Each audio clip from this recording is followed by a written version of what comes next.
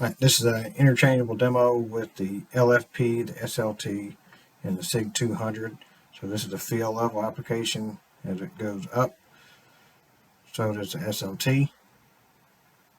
It'll go back down, then it moves with it as well. If it go up, everything's green, everything's right in the world. Again, it goes down.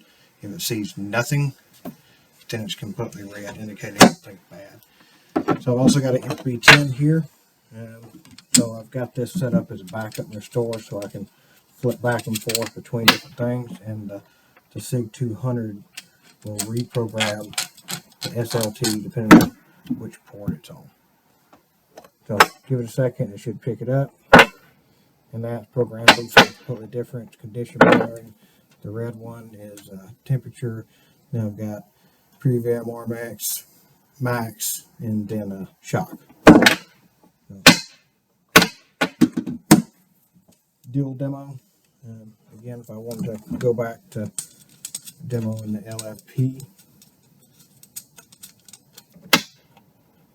and I could just unplug it, plug it back into the other port where that cable's at, and then as soon as it picks up, it'll start doing the same demo as I had a minute ago.